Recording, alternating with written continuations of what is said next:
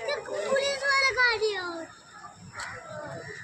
ये गुड़िया क्या गुड़ा नहीं तो कौन सा है अरे साथ में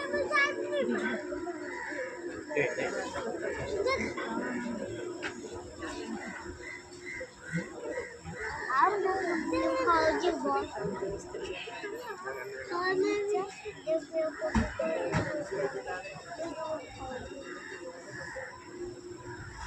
गोली ले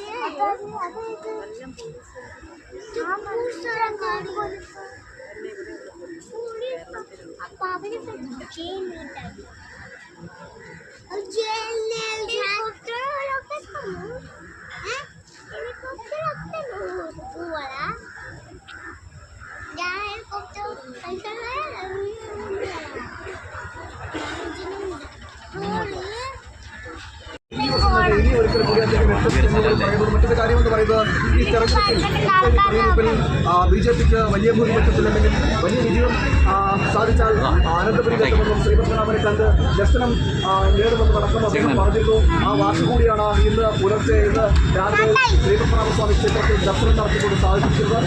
അതിനുശേഷമാണ് ചില നിർണായക യോഗങ്ങളും ദേവസ്വം നടന്നത്. അതെല്ലാം പൂർത്തിയാക്കിയ ശേഷമാണ് ചർച്ചകളും കോർട്ടുകൂടി സംസ്ഥാനത്തും അടക്കം പൂർത്തിയാക്കിയിരുന്നത്. ഇതെല്ലാം പൂർത്തിയാക്കിയ ശേഷമാണ് അമിത്ഷാ കേരളത്തിൻ്റെ മണ്ണിൽ നിന്നും യാത്രയാകുന്നത്. വലിയ ആവേശമായിരുന്നു മറ്റ് എല്ലാ ഭാഗത്തു നിന്നും നേതാക്കളുടെ ഭാഗത്ത് എല്ലാ വലിയ ആവേശവും ആത്മവിശ്വാസവും കൂടി നൽകുന്നതായിരുന്നു ഈ സന്ദർശനം എന്നത് എടുത്തു പറയേണ്ടതാണ്.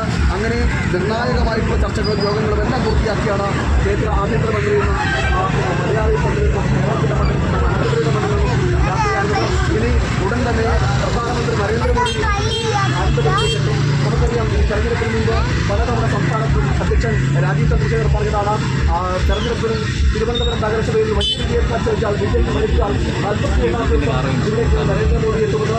ആ വാഗ്ദാനം കൂടി പാലിക്കപ്പെടാൻ പോകുന്നു. വൈകാതെ തന്നെ ഉടൻ തന്നെ പ്രധാനമന്ത്രി നരേന്ദ്രമോദിയും അനന്തപുരിയുടെ മണ്ണിലേക്ക് എത്തും. അതിൻ്റെ മുന്നോടിയായിട്ടാണ് ഇപ്പോൾ കേന്ദ്ര ആഭ്യന്തരമന്ത്രി തന്നെ സംസ്ഥാനത്തേക്ക് എത്തിയിരിക്കുന്ന ഒരു പകൽ മുഴുവനും നീണ്ടു നിൽക്കുന്ന ചർച്ചകളും യോഗങ്ങളും എല്ലാം നടന്നിരുന്നു. അതോടൊപ്പം തന്നെ ഏറ്റവും എടുത്തു പറയേണ്ടത്